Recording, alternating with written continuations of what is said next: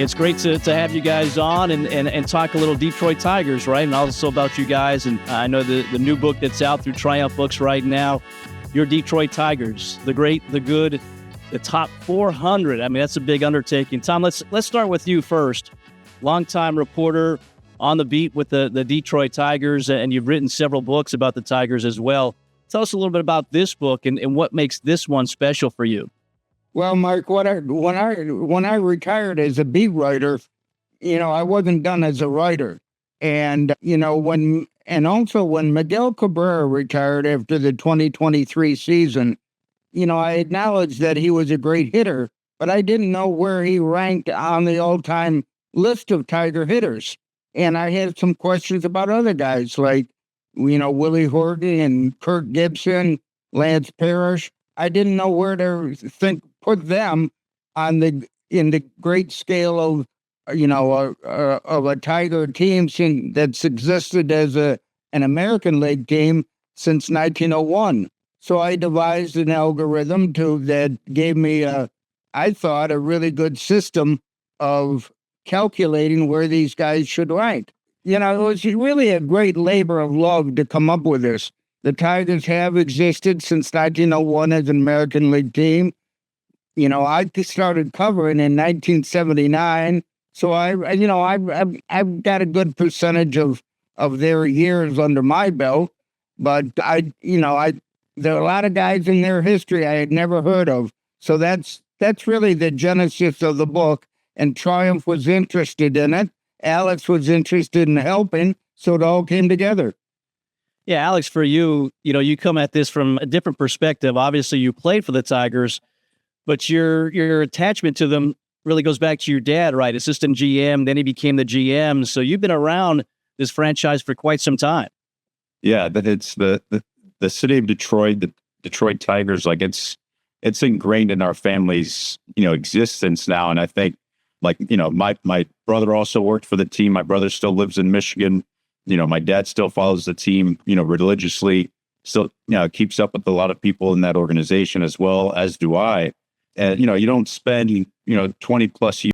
So again, you grow up around the Tigers here with your dad. What was it like getting drafted? You got drafted twice by them. You go to college in Alabama, but the second time, obviously you elect to go to baseball. What was that like though, to know that you had a future in baseball?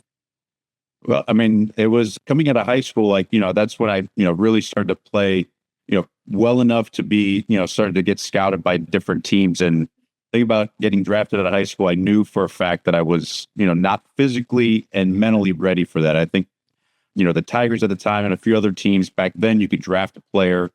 And if they went to a junior college, have their rights for the next year. I didn't want to do that. I wanted to go to a four-year university, wanted to play in the SEC. So going to Alabama. And I went from a boy to a man real quick in those 3 years. So, and it was, just fortunate enough that, that it fell, in the right spot to be able to get drafted by the Tigers. That my dad actually didn't want the Tigers to draft me to kind of avoid the nepotism talk. But the scouting director that worked for him at the time, who had also worked with them with the Florida Marlins, kind of convinced him, like, look, if Alex is the best one on the board at the time, it was in the 5th round. And if we don't take him, we're going against our, draft philosophy. And so my dad kind of relented and they ended up taking me and the rest is history. But I remember when my dad first started working for the Tigers, he was, brought in by Dombrowski in the middle of the 3 season. And that was a disaster of a season for the Tigers. But I remember going from, as a kid from South Florida to Detroit, being a Marlins fan because my dad worked for the Marlins prior, but then going to Detroit and seeing, firsthand the rich history of the Tigers organization, which, didn't exist for the Marlins. I loved it because I was, obviously I loved baseball. I loved the history of baseball. So I would actually, as a kid in high school in Michigan there, I would go to all those Tigers games and I would walk around the concourse of the stadium, which is fantastic because, as you walk around that concourse, there's these beautiful kind of pillars throughout the concourse that are kind of like each decade of Tigers history. And, you really get a great sense of the proud history of the Tigers. And I loved it as a kid and a baseball junkie, being associated with an organization like that with that much history. So, this type of project was kind of like right up my alley. So I was excited when Tom had asked if I would like to join him with it. Yeah, as Tom mentioned, 1901, they joined the American League, and names like Ty Cobb is synonymous with that franchise. Tom, Alex earlier was talking about some surprises as you started to put this list together. Were there any big surprises for you as far as how high somebody went or how low somebody went? Absolutely. In fact, we have a chapter on that because Alex's surprises and my surprises were somewhat different. But the one thing that I encountered was that the Tigers haven't had many great third basemen in their existence. I mean, they've had George Kell, who was a Hall of Famer and a great broadcaster for the Tigers for many years and a good friend. But when I really started looking into George's career, he played more games for other teams than he did for the Tigers. So that kind of removed him from the automatic top spot at third. So if you don't put George Kell at third, or if the stats don't prove that he should be at third, who fills in the gap? And we found out that Travis Fryman and Brandon Inge did. Now, that's kind of controversial because Fryman also played shortstop in his career, and Inge caught, but they played a sufficient number of games at third to outstat George Kell.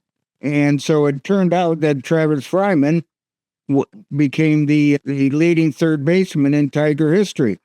And the other surprise for me, because I covered his entire career, but I didn't really realize what a fine career he was having because all his Tiger teams were terrible, is how good Bobby Higginson was.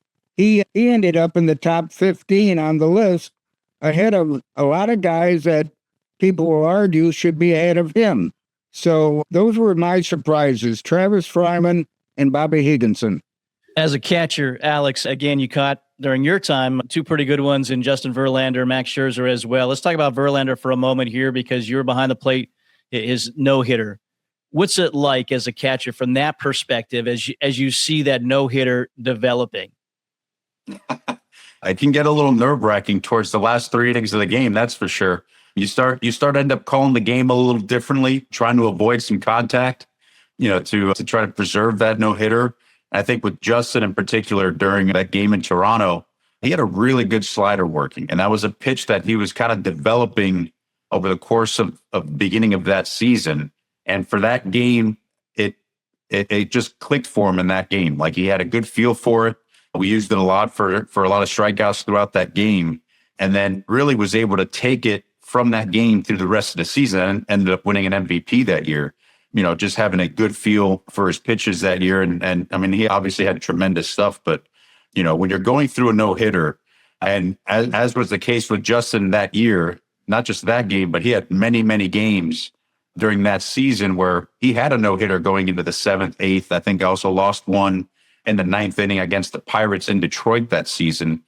So I had a lot of practice, catching near no-hitters with Justin on the mound, and you end up calling the game a little bit differently as you're going through that game to try to avoid any sort of contact. But at the same time, you're going with what's working. So and you have a pretty good idea once you get late in the game what's working in a game like that. Yeah, May 7th, Alex, 2011. Covering that season, I thought Justin was a threat to pitch a no-hitter in any game he pitched, any game he started. It was just a great season. Yeah, well, just a little insight on his mentality that year. He had such confidence in his ability that year, and he was such in a good place with his mechanics that he expected that every single start. Like, a lot of pitchers, when they start a game in their head, like they think, they want to give their team a chance to win, maybe go 5 or 6 innings. And that's what their goal is.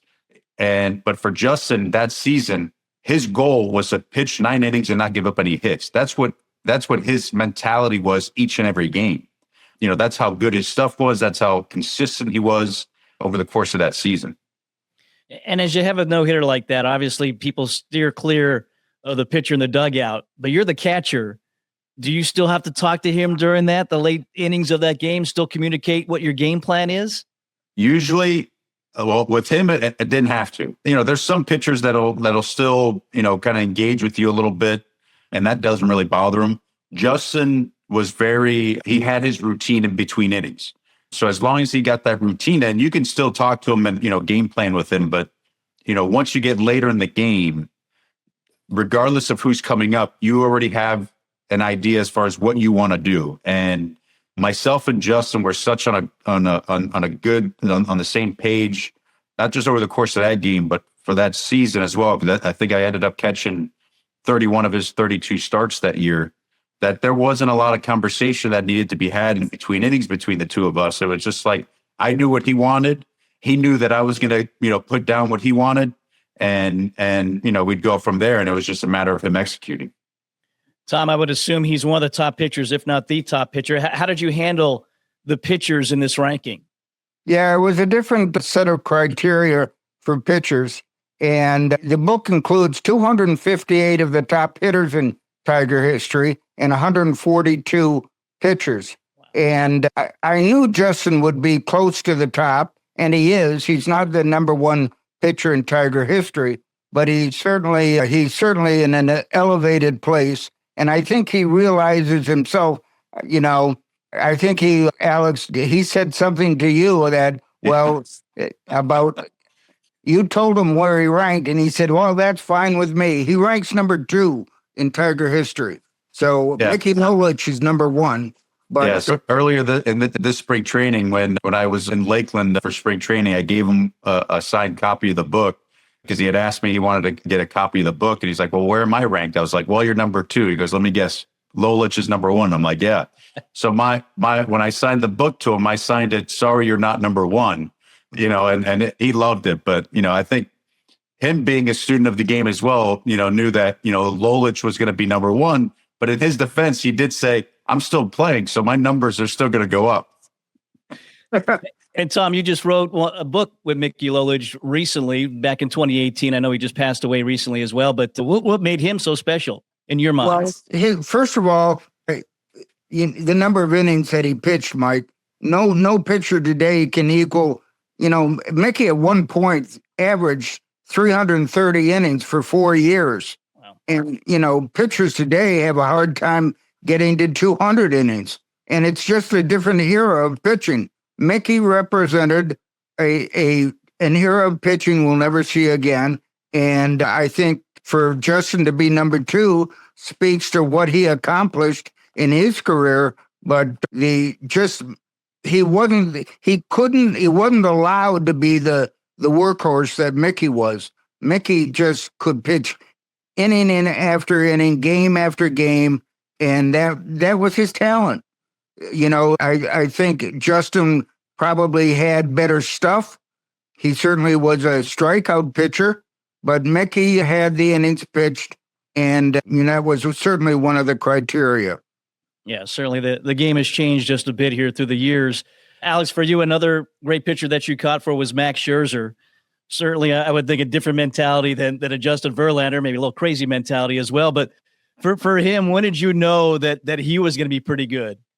So with Max, when I got called up in Detroit, like Justin was already kind of on the verge of that stardom. I got to see Max kind of grow into that. And when he got traded over, he was a highly, touted prospect, had a, great arm, great stuff, but didn't quite put together that breakout season yet.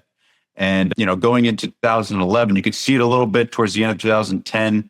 But then going into 2011, he started to really make some adjustments, with his mechanics, with his stuff to try to kind of get to that next level that everyone, not knew he had in him. And I think with Max, the two biggest things were, one, him knowing his mechanics, like getting to the point where he can repeat his mechanics, what allowed him to, really know where his release point is. That's the big thing for pitchers. They have to be able to repeat their mechanics over and over again in order to be consistent with the release point.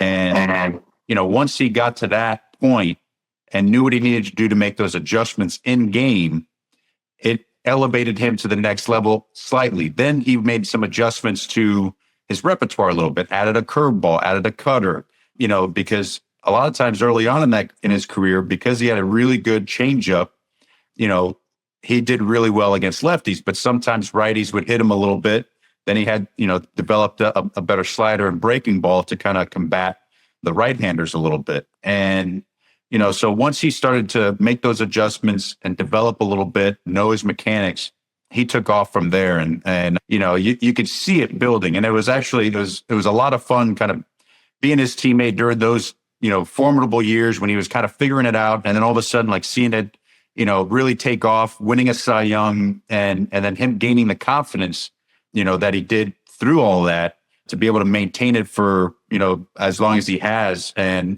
still, another first ballot Hall of Famer. And then Mike, one of the ingredients of being great is knowing you're great.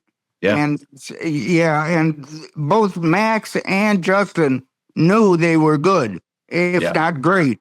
And Mickey was the same way. Jack Morris was the same way. And they, that kind of pitching or hitting doesn't come around very often, but you can see the greatness in their confidence in themselves. No doubt. I think confidence is a major factor with all those guys, to the point where like some people would take it as arrogance.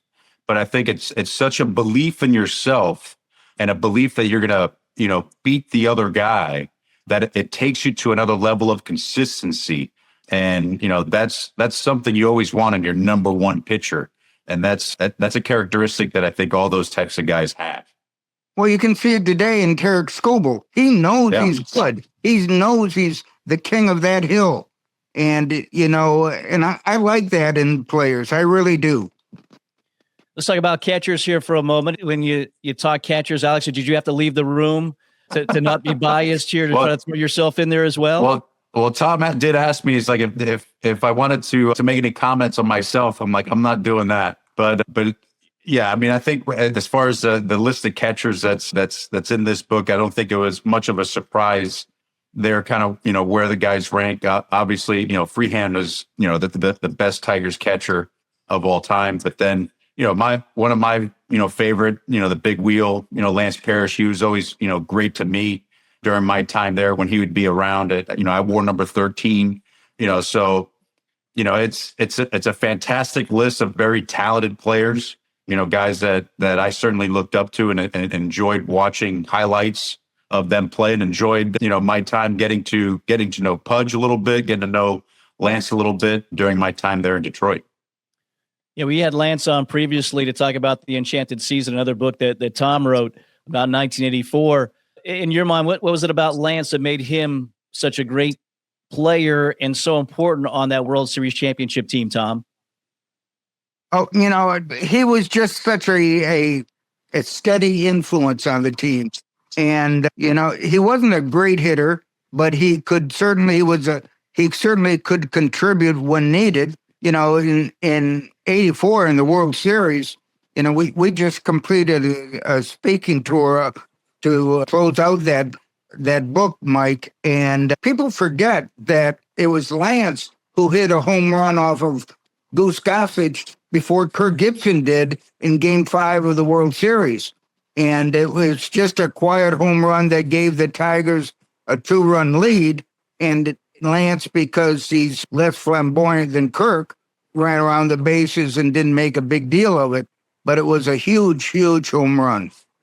I'm a Dodgers fan. Kurt was hurt at the time, so he had a little flair to it as well, made it more dramatic. Yeah, that's for sure. Well, where does Kirk Gibson stand on your list? Again, a guy that probably embodies, not just being a Tiger, but being in Detroit, being that mindset of that area. Mike, he was in the top 15, and he had a great, great career. He and Willie Horton and Lance and Dick McAuliffe, they're all somewhere between 10 and 20. And, you have to go back in history to players that aren't remembered, like Bobby Veach of the 1920s and teens. And, the Tigers have had, through the generations, a lot of great players. Some are remembered and some aren't. Yeah, why 400? That's a big number, and again, a big undertaking to come up with that number. Well, I always had it in my mind. I didn't know that it was going to be 400. I just kind of kept going. And as I did hitters, Ray Hoyler of the 1968 Tigers, a terrible hitter, kept getting pushed back. And so I said, I'll take the hitters as far as Ray Hoyler is last. And so he ended up number 258 on the list. So that's where I ended with hitters. And then with pitchers, I thought, well, how many pitchers am I going to put on it? And I thought, well, 400 is a good number. I couldn't make the book really, we had to keep it within a certain number of pages. So I wanted 142 pitchers to make it 400 players, and that fit within the parameters what the book would allow. Alex, again, being a catcher, I'm sure you looked up, as you mentioned, to Lance Parrish, but growing up and with the Marlins thrown in as well, was there somebody growing up that was your guy that you really looked up to and, again, emulated as you started to progress in your career? So as a kid growing up, obviously I was, my dad worked for the Marlins, but my grandfather worked for the Dodgers. Mm-hmm. He was a longtime vice president for the Dodgers, ran their Latin American operations. And when the Dodgers drafted Mike Piazza, he went to the Dominican Republic, and that's where he learned how to catch. So the early years of Mike Piazza with the Dodgers, was kind of like when I really started to follow baseball. And obviously with my grandfather working for the Dodgers, Tommy Lasorda was my godfather. He was also Piazza's godfather. So, with that connection, Piazza was kind of the player that I admired the most as a kid and was just enamored with. Yeah, Lasorda was a pitcher, right? So, but all the catchers were his god kids. Why was that? Yeah, well, I mean, Tommy and Mike's dad were good friends, and my grandfather and Tommy were very, very close, best friends from their time in the Dodgers organization. So, it just, close family friend. I was named after Al Campanis and Tommy Lasorda. My first name being Alexander, then my middle name is Thomas. So, there's a lot of Dodger connection for me there. But then obviously growing up in South Florida, my dad working for the Marlins, there was this constant, pull back and forth, as I was a young kid between Dodger Blue and, this new team, the Florida Marlins. And then the Marlins won in 97. So that was huge, and during that time, my dad was running the Latin American operations for the Marlins, that signed Liban Hernandez and Edgar Renteria, who, played huge roles on that 97 team. And then once my dad started working for Detroit, it was like a whole nother, realm of baseball that kind of just, was opened to me. And I mean, I had quite the baseball childhood that I wouldn't trade for anything, from getting to go to Dodgers games, Marlins games, and then, over the last, 20 plus years being a fan player for the Tigers. My baseball life has been quite blessed. Did you ever have a chance in free agency to play for the Dodgers or Marlins? Were those teams ever on the table for you? So funny, quick story with like the Dodgers. When my first couple of years in the big leagues, we ended up playing the Dodgers in interleague. We're in LA. Ned Colletti was still the general manager. And as the story goes, he turned to one of the guys in the suite while we were playing them, kind of ranting that he can't believe that I was a Tiger and not a Dodger, with my grandfather and Tommy's ties, and that the Dodgers were a team that were in on me as far as drafting me. I think I probably would have been a Dodger the following round if the Tigers were, because I believe the Dodgers picked after the Tigers in that draft. So if I wasn't picked by the Tigers in the fifth round, I probably would have ended up a Dodger. But, that was that. And free agency with the Marlins, I would have liked that. That would have been fun at some point. But it, just never worked out that, they had a need and I was available. Tom, for you retired in 2015 from the Tigers beat, but I'm sure obviously you're still around it with this book and other things as well. To see this franchise kind of come back as it is right now and kind of having some success once again, what's that mean to you for somebody who covered them for 36 years? Well, it means less to me, Mike, than seeing the overall status and condition of baseball. I think baseball is a changing sport with new rules, the attempt to speed up the game. And, I'm not a baseball fan so much as a baseball observer. And I watch a lot of games with audio on mute because I don't need to be told what's happening. I like to see what's happening. And I think baseball is an exciting sport now, but it's a different sport. You see a lot of players with uppercut swings trying to hit home runs, and I don't think the pitching is as good as it used to be.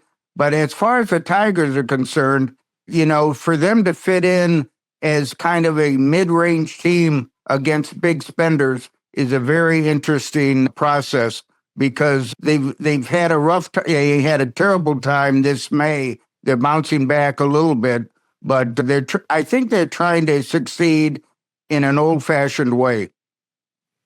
Can you do that these days? I think you can. I think you can at least be an over 500 team. I don't know that you can win championships. Alex, again, for you, now retired, and, unlike Tom, I turn up the volume when I'm watching a game because I'm a broadcaster. I like to hear what they're saying. You're a broadcaster now with Major League Baseball Network. What's that like for you? And are you ever interested in following your dad's footsteps and being a GM at some point? Well, I'm definitely enjoying being on the broadcaster side. I've always maintained that even when I was, done playing, I still enjoy watching games. My wife jokes that I watch more baseball now than I did when I was a player. And I enjoy talking about the game. I have fun with, some of the former players that I played with or against that I get to do that with. I did, I may still have some, inclination to, maybe one day get back on the field. That could be a possibility, but I am enjoying, the extra time at home. I've got 2 young girls that are 13 and 11. So we were wrapped up in the, travel soccer and dance and all that good stuff. So I'm enjoying getting to balance, both my love of the game, still being involved with it, but then also, kind of a home life that I didn't really have as a player. So, and I know if I jump back into it, whether it's front office or coaching, I would want to jump back into it, wholeheartedly without kind of something pulling me back. And, so maybe if, when the girls are a little bit older, they don't need dad as much, then that might be a possibility. But I do really enjoy this media side. I've had fun. I love working at the MLB Network. There's a lot of great people there that I work with, and I enjoy going to the studio every time I do. So for now, my life is fantastic. Getting to watch baseball, talk baseball, and spend time with the kids. Yeah, being a girl dad, nothing wrong with that. You look at managing, and so many former catchers have had great success. Why do you think that is? Well, I think you're just, when you're a catcher, as a player in that clubhouse, you're constantly talking to the pitchers, and you're a hitter. So, you're in all those meetings. You're having to deal with all the personalities on both sides of the ball. A lot of times you are like the go-to guy when, there's issues that arise in the clubhouse, whether that's between guys or guys between coaches, and kind of that mediary, sometimes that psychiatrist for the pitcher or, for your fellow position players. And you just see the game a little bit differently because you have to prepare in so many different ways, not just from an offensive side, but also in a way to prevent runs as well. So, you see both aspects of it. And a lot of times too, I think the other aspect that people maybe don't think about that gives catchers a little bit of an advantage in that aspect is the fact that we have to think ahead. A lot of times our game planning has to change over the course of the game as the game unfolds and as hitters make adjustments. So we're not only trying to get the guy out that first inning, we're also thinking, how to get him out in that 5th or 6th inning as well. So, and I think, that comes into play when you become a manager, when you're trying to manage a bullpen, when you're trying to manage a game. So, that's one aspect that you tend to, practice as a player when you're a catcher that is, something you could take into, managing a team. And, as far as that ability to look ahead, make decisions quickly, is the major factor. Again, the book, Your Detroit Tigers, The Great, the Good, the Top 400. Tom, give us a sales pitch here. Obviously, Tiger fans are going to love this book, but if you're maybe just a baseball fan or just a fan of other sports, why is this a book for them that they'll enjoy? Well, because I think baseball fans love precise rankings, and this is a precise ranking. And it's objective. It's not subjective. It's not where I would have placed everybody, but it's the stats speaking to the fans. And I think that's what they're going to like. Yeah. To add to that, I think, there's, Tom also wrote some beautiful profiles on the players, and then some of the stories that I, added in there and the stories that Tom added in there. There's a lot of fun facts and tidbits on, your favorite Tigers players that I think a lot of people, may not know, will find interesting. And, that's what I loved about it too. Alex, where are you ranked? I'm 75th, actually. Really? Yeah. And sixth among catchers. So you're on the top 6 list. Yeah, that was quite the surprise. Tom had asked me, "Oh, are you surprised? Did you think you should be higher or lower?"